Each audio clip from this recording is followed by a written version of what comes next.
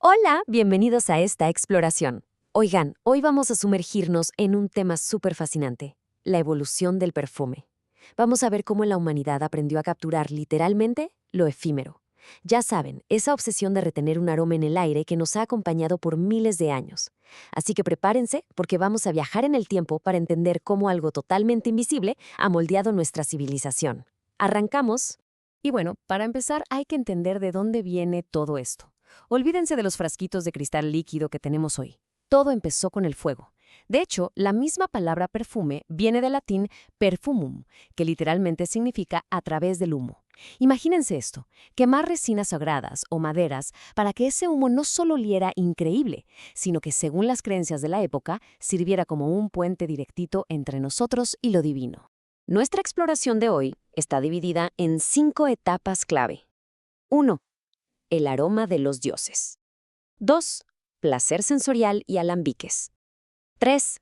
Renacimiento. Francia al mando. 4. La revolución química. Y finalmente, 5. Perfumería moderna e identidad. Empecemos con la parte 1.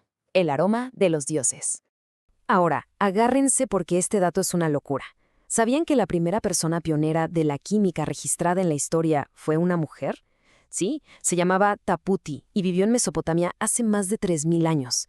Y ojo, ella no nada más mezclaba hojitas con agua a ver qué pasaba, ¿no? Ella ya usaba procesos de destilación súper avanzados para su época, combinando flores, aceites y plantas como el cálamo. Todo un esfuerzo científico monumental enfocado 100% en capturar olores sagrados. Pasando al antiguo Egipto, es súper interesante ver cómo combinaban dos cosas, lo espiritual y lo mega práctico. Por un lado, tenían esta creencia de que el aroma era, escuchen bien, el sudor de los dioses. Hacían mezclas loquísimas, como el kifi, que llevaba exactamente 16 ingredientes, como mirra, miel y vino, y lo quemaban en rituales. Pero por otro lado, esa misma devoción religiosa fue lo que detonó la cosmética antigua. Usaban esos aceites perfumados, pesados y ricos para protegerse la piel del sol abrasador del desierto. Dos pájaros de un tiro, ¿no? Lo que nos lleva a la parte 2. Placer sensorial y alambiques. Aquí es donde la cosa se pone un poco más cotidiana. Los griegos y los romanos básicamente democratizaron el aroma, lo sacaron de los templos y lo convirtieron en un placer de todos los días. Y la verdad es que los romanos se volvieron unos fanáticos absolutos. No les bastaba con ponerse perfume después de bañarse, no. Perfumaban las paredes de sus casas, a sus caballos, a sus perros, hasta sus sandalias. Se volvió un tema de higiene y estatus a tal grado que en Roma nació el primer gremio oficial de perfumistas, conocidos como los unguentari.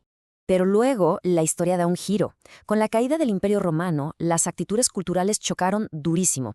Mientras que en Europa, la Edad Media trajo esta idea de que bañarse y el aseo corporal eran sinónimos de decadencia y pecado, lo cual hundió por completo el uso del perfume, en el mundo islámico pasó exactamente lo opuesto. Allá tomaron la creación de perfumes, que era algo muy artesanal, y la elevaron a una ciencia empírica súper rigurosa, conservando y mejorando todo el conocimiento botánico. Y si checamos la línea de tiempo, el salto evolutivo es brutal. Pasamos de los aceites antiguos de Taputi en el 1200 a.C. a algo fundamental en el siglo XI. El médico persa Avicena perfecciona la destilación al vapor. Esto hizo que el agua de rosas fuera un éxito mundial. Y luego, gracias a las rutas comerciales, estas técnicas regresan a Europa. El momento clave llega en el año 1370 con el agua de la reina de Hungría. Básicamente es la transición de usar base de aceite a base de alcohol. Un cambio que literalmente revolucionó la industria para siempre. Llegamos así a la parte 3, Renacimiento, Francia al mando.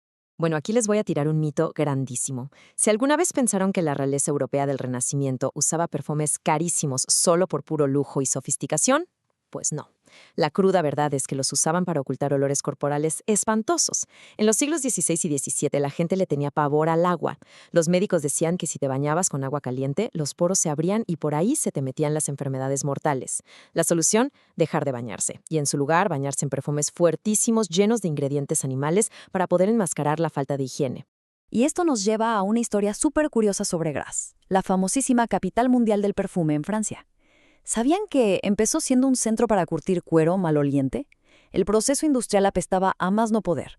Así que, para poder venderle guantes finos a la nobleza sin que olieran horrible, empezaron a perfumar el cuero. Y fíjense lo que es la suerte. Resultó que el clima en Grasse era la perfección absoluta para cultivar jazmín, lavanda y rosas. Así de fácil, la capital del cuero apestoso se convirtió en la indiscutible capital de las fragancias. Claro que para cimentar ese dominio francés hizo falta una verdadera influencer de la realeza. Estamos hablando de Catalina de Medici. Cuando ella llegó de Italia para casarse con la realeza francesa, dijo, yo no dejo mis lujos, y se trajo a su perfumista personal, Renato el Florentino. Casi de la noche a la mañana, ella impuso la moda.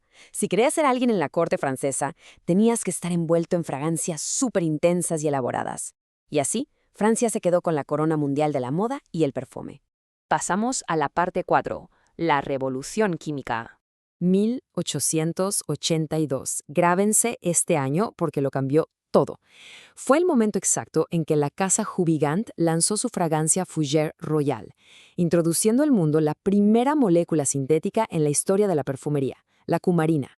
Esta revolución química no solo abarató los costos de producción a lo bestia, sino que le dio a los perfumistas un superpoder: inventar olores que literalmente no existen en la naturaleza. Ya no dependían del clima o de las cosechas. Además, visionarios como François Coty, a quien se le considera el padre de la perfumería moderna, llevaron esto a otro nivel.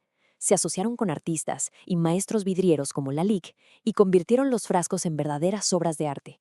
El perfume ya no era solo un olorcito agradable, era un concepto total de innovación y estética. Y así llegamos a la parte 5, perfumería moderna e identidad. Un perfume de mujer con olor a mujer, no a flores. Esa frase es de Coco Chanel en 1921. Y vaya que cumplió su palabra. Al usar químicos llamados aldehídos para crear Chanel número 5, la sociedad adoptó una fragancia que era totalmente abstracta. O sea, ya no olías a un jardín botánico, olías a una idea, a un concepto de limpieza y elegancia puramente humana. Fue una declaración de identidad rotunda. Desde ahí hemos visto una evolución padrísima. Después de las guerras mundiales, el perfume se democratizó todavía más con íconos súper accesibles como Miss Dior o el Opium de Yves Saint Laurent. Pero ahora, en pleno siglo XXI, estamos viendo un auge fuertísimo de la perfumería de nicho y artesanal. Y lo más loco es que la ciencia molecular actual está tan avanzada que ya no intenta solo imitar a la naturaleza, sino que replica recuerdos olfativos súper complejos. Imagínese poder encapsular el olor del confort que te da abrir un libro viejo o la nostalgia de la tierra mojada por la lluvia. Simplemente increíble.